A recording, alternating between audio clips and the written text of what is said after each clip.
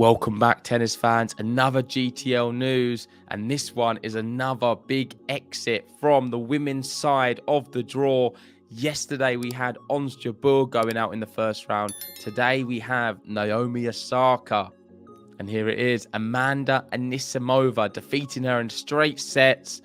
Some would say not really a big shock. I know Ben called it on his bracket. Amanda Anisimova was the favourite at 1.5. She did play Osaka recently and beat her as well. So there was a lot of things sort of stacked in Anisimova's favour. We know she's a better clay courter. Naomi Osaka struggling on the clay. And ultimately, that's how it went today.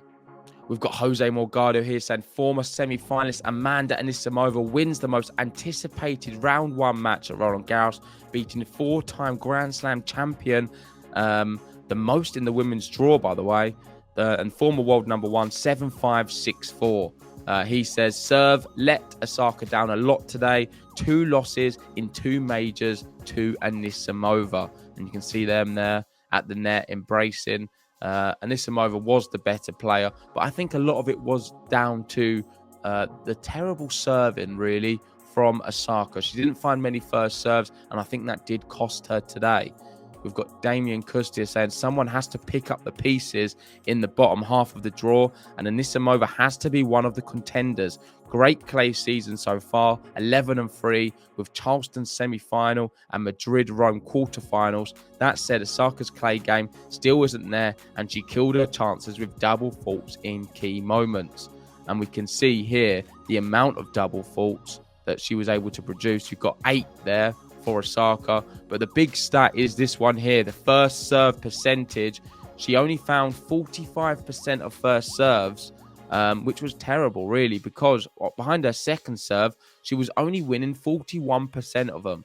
So when she was finding the first serve, she was doing just okay, 72%, but there just wasn't enough of them. We saw too many double faults with 8 and not enough first serves. And I mean, if this was a different scenario where she was finding her first serves, a bit like Anisimova was in 72%, then this would have been a totally different match. Maybe would have gone 3 sets, and you never know, Osaka could have won it. But ultimately today, the serve did cost her, and she is heading out yet again. We know Roland Garros is definitely her worst of all the slams. It's not one she does too well at. Last year, she didn't do any press conferences. This year, she has been, but it's not changed anything. And it's still the same fortunes for her because she's heading out early yet again.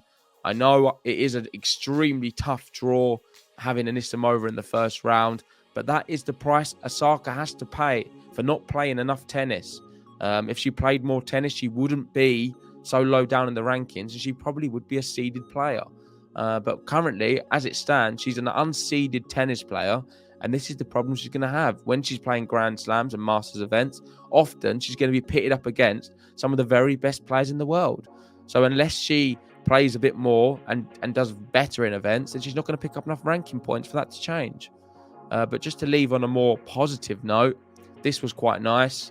Osaka, after she did lose, she didn't storm down the tunnel, looking very angry. She stayed around on court and was signing autographs for some young kids here, and I thought that was a really good look for her. I have often questioned her attitude, especially after she loses, but listen, you can't at all today. She was very humble in defeat, and I'm sure she'll be back playing in these events very soon, winning matches. And I don't think, if I'm honest, I'm going to really slag into her clay court expertise, because I didn't think she was that bad today. It just seemed to be the serve letting her down, and there were spells in the match where I thought, you never know, she might get back into this one. But yeah, let me know in the comments section below, what did you make of today's match?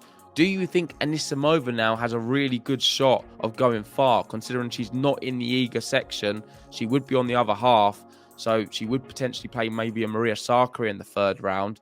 I think she can beat her. I think Naomi Osaka and Anisimova today was a really good match, and it showed how good Anisimova can really play. And her returning, as Jean said in the live chat, is the second best on tour at the moment, just behind Iga. So I believe Anisimova has a good shot of going all the way to the final. Let me know in the comment section, what do you think? And what do you think about Naomi Osaka? Another exit. Is it the end of the world? Are you upset? Let us know how you feel. But this is just a short news video. Thanks for watching. If you haven't already, hit the like button, subscribe if you're new, and join us for more Roland Garros action. See you soon.